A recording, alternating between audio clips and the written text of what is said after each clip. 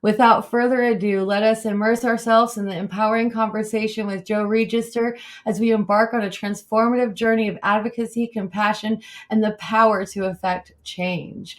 Welcome to Empowering Change, where stories of resilience and compassion and advocacy intertwine. I am your host today, Tara Purcell. Good morning, Joe. How are you? It's a wonderful day in Wisconsin. Blessed be. It is. So nice coming upon summer. Like we're only, what, 2 days after the 21st. So happy solstice to you as well. Oh, thank you so much. We celebrated with new growth through the patio garden. It's been beautiful. Oh, wonderful. It's always a good season when the summer begins. So I hope we all can take it in. Joe, as a patient, advocate, and a caregiver, what motivated you to become involved in the medical cannabis movement? And can you share your personal journey and the challenges that you faced along the way? Sure. Uh, like many people, I started really young, being introduced to cannabis, like around the age of 10. But until I was 18, it was just a casual relationship. But in 19, I hate to date myself, but in 1977, 78, I got hit by a pickup truck going about 45 miles an hour. Wow. I got thrown through the air as a broken young man, and I broke even worse once I landed. And then from that moment on, uh, I became dependent on doctors to resolve my pain and suffering. And back in those days, in Wisconsin, it was a hit or miss affair because of the quality of product. So that's kind of the beginning of me going, oh, it's just more than something to play with. Right. Yep. So during my a good chunk of my working youthful life, I broke my leg numerous times, and by 2016, I had amassed 5 concussions. The last being the most serious, but it was a progressive kind of injury, so it got worse each time. Mm. And at the same time, the uh, powers that be removed opiates as a way to help me. And that I suddenly realized that I needed to go from casual to becoming more active and learning about uh, the power of the medicine, and then learning, in fact, how to be a part of the community. It was all new to me in 2016. I've survived bladder cancer a couple times. Oh, wow. And the last time I actually started the cancer treatment using cannabis, actually before even having the surgery to remove the cancer. And that's really that was a big deal. That was a big change in my outlook when somebody stepped alongside of me with uh, suppositories, and I had 100 days, and I used cannabis as my hope because I couldn't trust really the medical people much at all. And so that was really the turning point where someone came alongside of me and gave me the medicine that I needed. So the moment that happened, uh, my DNA as a giver and a caregiver is that if I was going to be receiving help, I was going to be giving help. It had to go. I couldn't just take. I had to give and take. And so, when I was still working, I spent thousands of dollars to help myself, and I hope that some of the other parts of the compassion program, other people may be benefited by me having the money to pay. But that compassion first before money was a turning point. And so my friend Justin started giving me the basics of the medicinal world of cannabis, and at the same time came alongside of me to help me through my cancer. Oh, And I'm blessed. cancer free now. Wow, blessed be. That's a praise. It Absolutely. is. Life is really a delicate, and you tapped into a couple things like the give and take of life. Like that's such an important aspect. There's so many givers and givers and givers, and it's important to balance even our own self to know when we need to stop Yes. and take care of ourselves and take some information, take the help, allow someone to give to you and accept it with a gratitude and a thank you versus a no thank you, I don't need this, or I can't. A lot of people it's sometimes hard for people to accept the take part, and to be able to take what is needed for the soul and the mind to heal. I totally agree. And I think that if people thought about it as a two-way street, Yeah. and that we're all traveling on a two-way street, and everybody's at a different place, and as we pass, I feel obligated to help. It's just part of the DNA. And so I would hope that people just, when they see someone suffering, dig into their stash a little bit and help them along. Yeah, absolutely. And you had mentioned 100-day therapy or what a process. Could you kind of tap more into what your regiment looked like for that 100 days and what you would describe that for us? Sure. Well, first of all, I'd say there's going to be no pictures or video to follow this, but it's a very personal treatment plan where I uh, followed the recipe and I mixed pure cannabis oil with my uh, coconut oil. I made suppositories. Mm. And as I traveled through this, uh, it was humbling. It really was humbling. But when you know what you just do it and smile.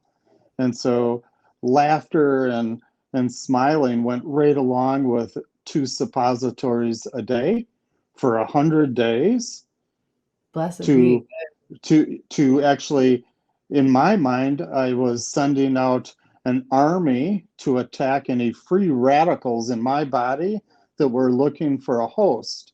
And I just felt like when I took it, it was for my mind, it was for my body, and it was for my soul. Because when I was in that zone, uh, I was seeking the uh, I was um, seeking for a way to relieve like major headaches and things that were just so overbearing at that time, because I at the same time was going through uh, severe spinal stenosis in my neck.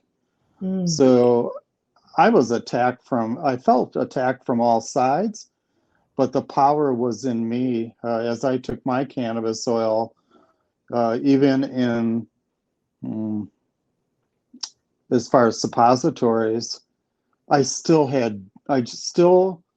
focused on the joy in my life because my mental state was a partner with those cannabinoids that I was putting through my body.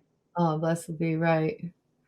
That's really a great acknowledgement because when patients are, when that going through the process of cancers, I mean, just finding out alone, just that process that our mind has to handle to be able to heal is really a big part of our healing because our mind and our body, all of it needs to align and work together because we're working against our own self a lot of the time, all the way from what we're eating to what we're thinking, speaking. It's a really Yes, important facet to healing. And so I really thank you for bringing that up, how you brought in happiness and laughter and focused on these things while you were doing your regimen. Like it's that mind engagement along with it. It's the power of our mind. We can heal ourselves, or ease the absolutely. discomfort of our ailments. And cancer can be defeated with cannabis. My potential for reoccurring bladder cancer is really high, but Mm-hmm. since starting a steady diet of FICO, there's no signs of cancer. I go in for scans, rather invasive scans, every 6 months or so. So there's a lot of synergy in all of it, and uh, the cancer checkups, uh, they don't uh, do much other than allow a doctor to see something that I might not see or might not know of. And I don't want cancer sneaking up on me. So now I have a regular diet of FICO and other cannabinoids. And I just strive for having, a good day every day. And cannabis starts every day as me as a patient now for chronic pain. And yesterday I had no pain.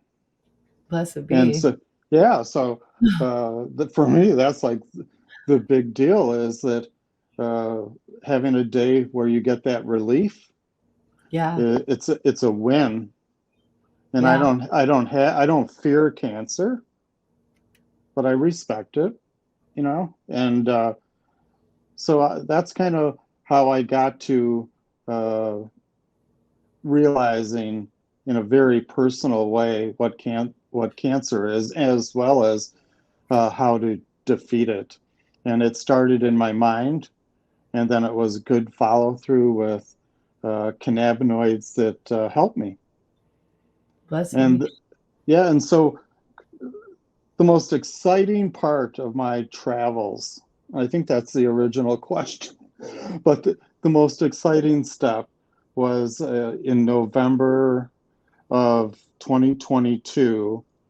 I took my very best friend through lung cancer battle. He had part of the lobe of his upper right lung removed. He, Wow. he started cannabis suppositories twice a day about 3 weeks before the surgeon did the surgery. Wow. And I thought that was amazing. But we never found out about any shrinkage because the doctor put it in a bag and sent it away, and we never found out. But we believed the tumor was shrinking. My friend is 100% clean, and Wow. he's gone through even tougher battle than I did.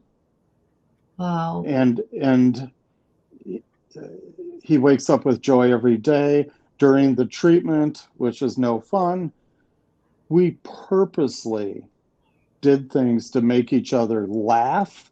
We had and we were very medicated for about 2 to 3 months. I mean, a little bit more than my comfort level because it brought out goofiness, and it brought out giving my friend a hard time and making him laugh. And I'm happy to report that he probably had me hang up on him at least 3 or 4 times during his cancer battle because we were laughing too hard. So That's so. uh, we do have to just acknowledge that laughter and joy and all those gifts that surround us, we need to take full access of them in our cancer battles. And I believe, spiritually speaking, that cannabis is right alongside of me. Blessed be. Yeah. Laughter is a cure for the soul, they say, and it does. It's a really good way to boost your serotonin and rebuild some neural pathways. Even if you feel yourself feeling down, to intentionally go to happiness, to go to laughter is a big part of that process of changing that cellular memory, that feeling that wants to kind of bring out the negative feelings within our brain. So that's the normal pathway. Let's rebuilding it through laughter, just the laughter alone, just making yourself laugh. And I love that you bring up that you have somebody where you call and you bring the laughter together. That support system that network and that community is so important. Now, it is medical where you live? We are not a medical state in Wisconsin here. I do have friends that have fought some battles, though, in Ohio, and they're making a little bit more progress than where I am in Wisconsin.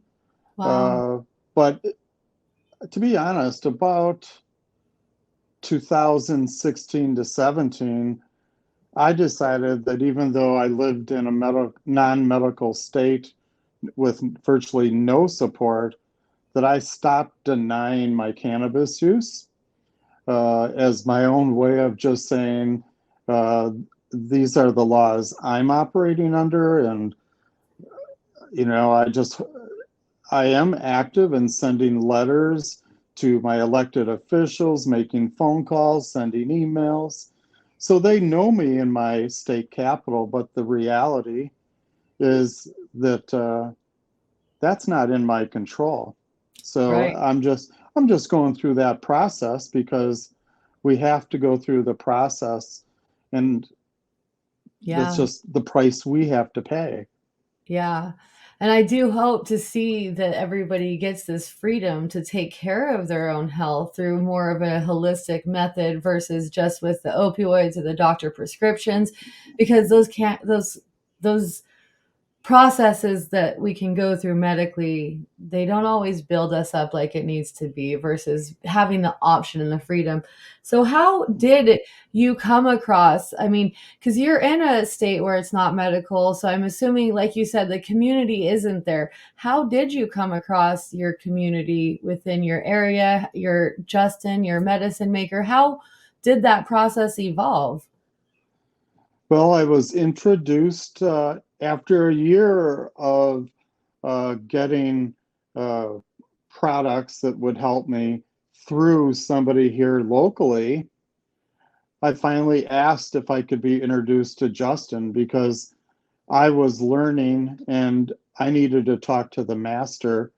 And it took a year before I actually talked to Justin. Oh, wow. Yeah, but once we connected, uh, I just felt that there was a connection in our heart that went beyond my treatment. It went beyond, uh, it got me starting to think of how I could help others as I started to get products. Yeah, so it took a year to talk to Justin, but uh, then my real education started. So I'd ask questions and he'd always answer. And I was always patient when I'd send him because I knew God had him doing something a little more important, but that he'd eventually respond. And so, educationally speaking, uh, he would give me words, and those words would turn into research and learning about the entourage effect, Yeah. and and realizing that when it was time for medical cannabis, I should usually try to seek the entourage effect and have a couple things going in my body that can work together uh, in multiples of what maybe one item would do. Wow. Could you, just for those who might be tuning in who may not understand what you say when you say entourage effect? Well, the entourage effect is overall uh, where not just one cannabinoid or terpene or flavonoid or any of those things does its thing, but where they all combine to lift us uh, higher, and I mean both mentally and physically, where in the entourage, when the entourage effect comes in my case, it's usually from THC, CBD, CBN, and some other maybe tincture that had some combinations, and let that all get in my body at the same time. maybe not in mass quantities, but even microdosing to get a little bit beyond a head high or a body high or any of that stuff, but to get to full relief. Because I believe that if you're in the entourage zone, you're going to have relief. It's like a great eraser. Right, right. And thanks for bringing this up. We have this beautiful plant, this rooted in Mother Gaia, bringing us this medicine. And if you're in a state where they're offering CBD, Delta 9, don't Mm. underestimate the power of this healing. It is what Joe is explaining when it comes to the entourage effect. That's what you're given. CBD has great benefits. CBG, CBN, your terpenes, these are all part of the one THC plant. So there's so many beautiful more cannabinoids that come from THC. So even if you are in that state where there's only CBD, take advantage of it. It is definitely, a beautiful godsend. Beautiful. It All the way. sure, Go ahead. I was going to say it sure is. I mean, in addition, I've had cancer, I got chronic pain, I'm getting old, joints are hurting. Just recently, I got some pure CBD and I found the very best ranked uh, lotion on Amazon. Some people might not, it might not be for everybody, but it's blue emu oil Oh, wow. and it's mixed, it's got its own concoction. And then I add for 12 ounces of my salve, I add I add 24 grams of CBD and I mix it up and it gives me a couple months worth of relief right in my knees and my joints. And so you just have to love all cannabinoids But yeah, because at one point in your life, THC alone isn't going to do it. And I have friends that can't get out of the THC zone. That's their number one priority. yeah, And when they see me doing other stuff, they think I'm shooting for some type of wild high when in fact I'm seeking to get to a level of balance. It's true balance where my body says, my endocannabinoid system says we're in balance. And yeah. that's what the entourage effect is. It's your internal endocannabinoid system saying, thank you. You've given me everything I need today. Yes. And we're born with our endocannabinoid system. We hear the word, or maybe you haven't heard the word if you're tuning in, endocannabinoid system. When we were born, it comes from our mama's leche. That colostrum from the milk has these endocannabinoids, of which come from the same plant. So it's really a beautiful synergy coming back to us, something that we had from our mother's womb. Such an important part to our healing. So it makes sense that our body is connecting with it and the root of the plant and the healing that it does have and all of that.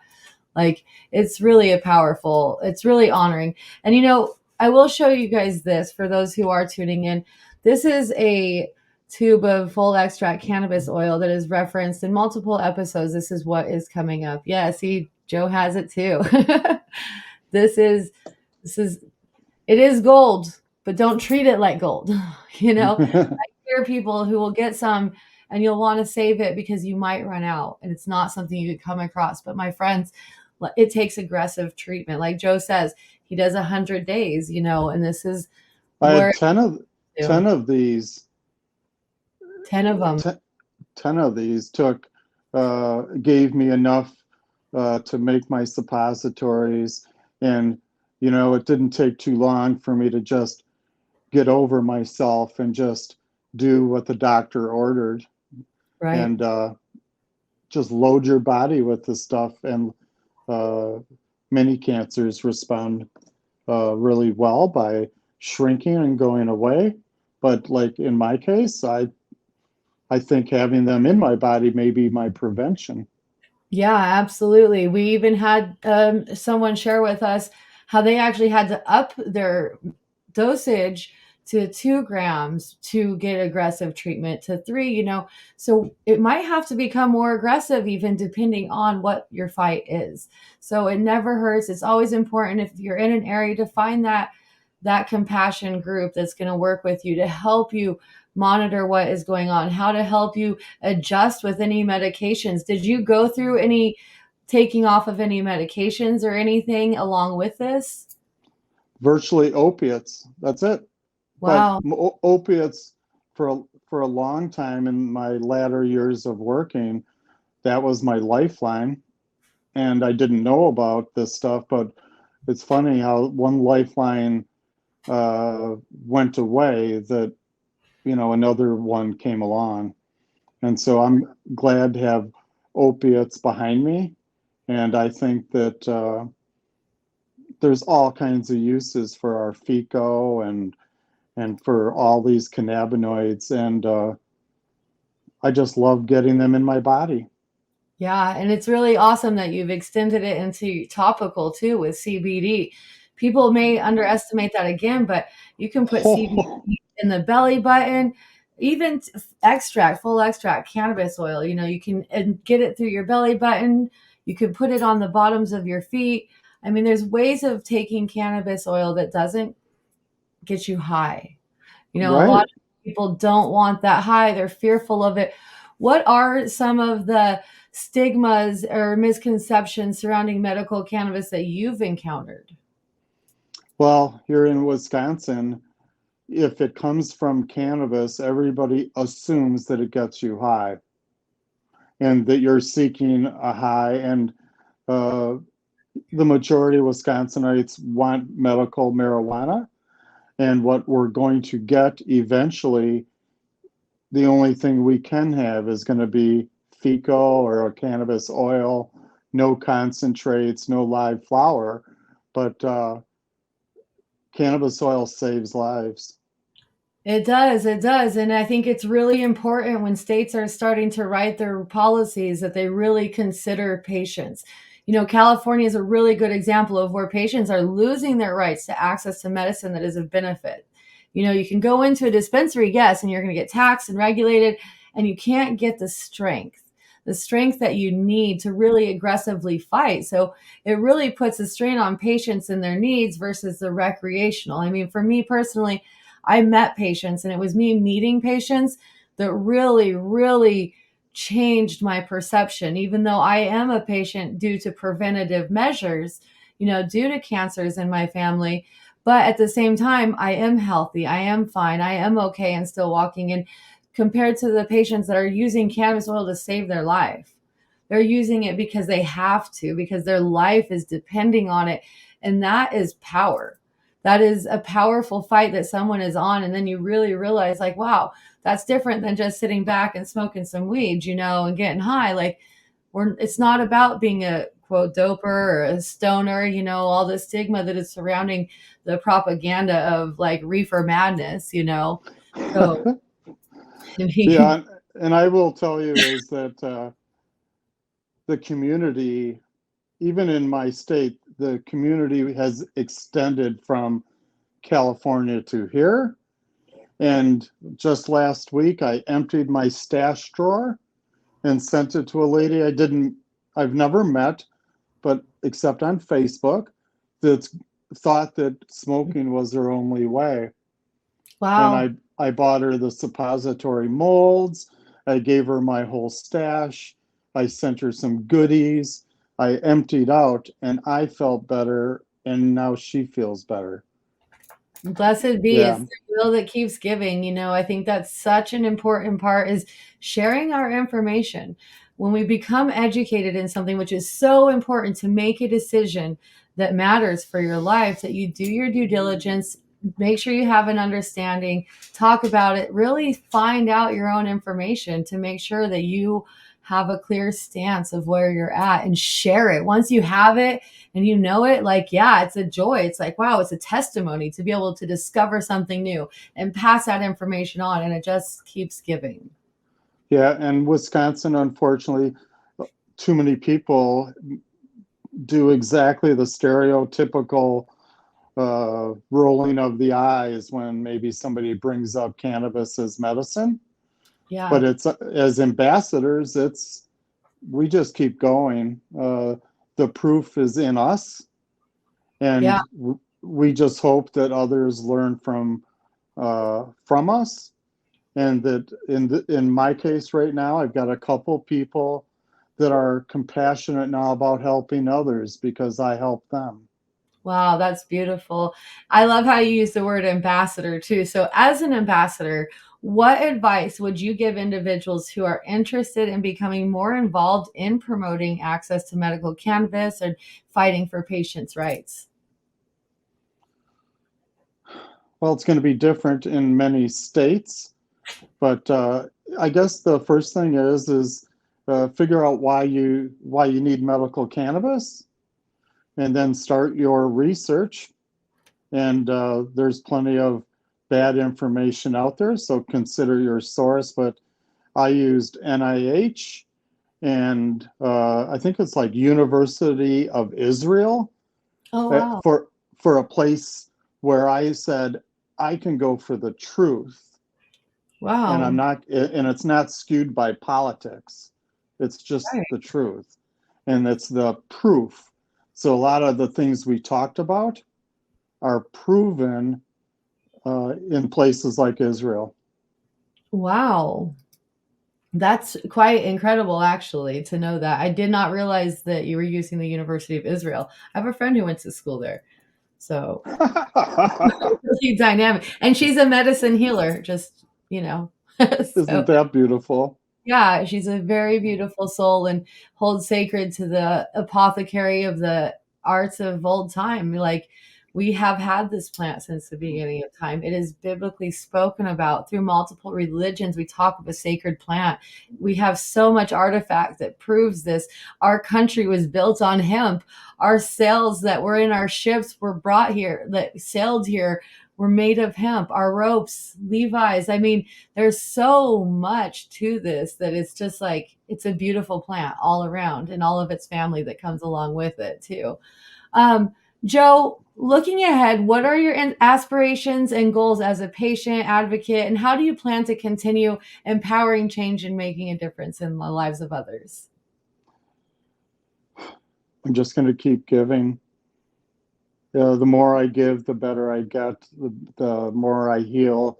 And now the people I've given to are giving to others. And I'm seeing the start of something good here, regardless of our legal state. Yeah. I should say illegal state, but the position we're in here is that uh, there's not a lot of enforcement for medical cannabis. I personally took about 70 grams of various things from Wisconsin to Florida and went through TSA with them in my hand. And Yeah. so I see that uh, if we use the word cannabinoids instead of THC, Yeah. uh, the uh, law enforcement gets confused and they see the good in it if you say cannabinoids. But if you say this has got THC right away, you're going to jail or you're getting a ticket. But Yeah. I have walked through our federal government's screening process with cannabis and hope and conviction that I would go all the way to Florida without a problem.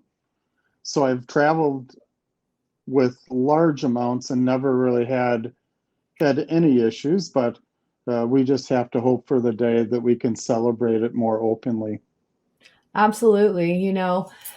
The foundation of our regulation started with compassionate care. 215 was for compassionate care for patients to have access, safe access, to health and wellness. I mean, this was what embodied cannabis, was the compassionate aspect of it. So wherever you are, if you're somewhere and you feel this, start a compassion group. You can start your own network. You can start a speakeasy, and it starts just through conversation and building that community that all agrees and sees the same plant as a healing. I mean, this has been a foundation. Every state started with the speakeasy compassionate care program. And it's the Yep. most important thing that we keep going this forever. This is something that is so important that patients get what they need and have access. Though we have dispensaries, we're not having access to the strength and that we need for the medicine. So even though we're even in a state that's, I'm going to call it plaid because we live in a red county in a green state. So go figure. But it's it really matters that patients have access. It matters that they have access to the strength that they need, that they have it regardless of their funds, because sometimes money gets in the way from a life being saved, and that is important that we address this too. So I mean, in San Francisco there is dispensaries that compassionate care, they take very good care of their patients to make sure they have what they need every month, and that's very important to make sure. So if you're somewhere where it's not legal, just know you're the pioneer in your state, and it's not too late to stand up, advocate, and just share your information, even with your legislators, your senators, your police. Everybody talk. It matters. Our voices can be heard, and they're writing policies. So be part of what is written. Be part of how it comes out in your state. Be sure that you're not taxing and regulating too much, and make sure your patients have safe access and care, that they're able to get what they need. The dispensaries are great. It's a beautiful freedom we have. It is indeed. The legal lie really took over, and it really impacts patients, even if you go into a green state and they say yes. So just really stay in tune with patients. And if you're just somebody who maybe realizes, as I do, that there are people that have elements, the cancers, and oh my goodness, seizures, the list really goes on. There's so many, everything down to preventative measures. Like, this plant is a godsend, and we should be Yes. using it. The doctors take our earth and all of our plants within our earth, and they make synthetic medicine to match the same thing as our plants. So why not just take the plant, use its medicine? Even the root of a cannabis plant is so powerful. So people have a tendency to grow cannabis and then throw out the roots. It's like, save the root. Look into There's the cannabinoids in there. yes, and fantastic ones at that rate. So Joe, I really thank you. I'm going to go ahead and respect your time in this episode of Compassion in Cannabis. And I want to express our sincere gratitude and love for you, for all that you're doing, for sharing the compassion that you've been given, because that is the joy in this whole process, is knowing that the gift is going to keep giving. So your journey as a patient, a caregiver, and an advocate is truly inspiring, and I hope has touched the hearts and enlightened those who are tuning in with us the power that cannabis has to transform lives. We extend our deepest appreciation to your dedication to raising awareness, fighting for the rights of patients. Your commitment to compassion as well-being of others is an inspiration. So thank you again for being a driving force in the cannabis community and for joining us on this enlightening conversation. To our listeners and viewers, we want to express our gratitude for your journey as well, and your continued support and engagement. Your presence on this journey with us means the world. We hope the story resonated with you, deepening your understanding of the immense potential of cannabis as a healing tool. And remember, your voice matters, and together we can create change, foster more compassion in this world, and encourage you to stay informed, advocate for cannabis care, and continue supporting one another in our shared pursuit for wellness and understanding. So, again, I thank you, Joe. And to those of you tuning in, this is as we conclude this episode of Compassion in Cannabis. I again thank you to our listeners, our viewers, for joining us on this enlightening exploration. Stay tuned for more inspiring conversations and stories on compassion in cannabis, where we delve into the transformative power of cannabis and its powerful impact on our well-being. We're grateful for your support and look forward to continuing this journey together. And until next time, may compassion guide your path. May the power of cannabis and understanding bring healing and transformation to all. I'm your host, Tara Purcell. Au revoir.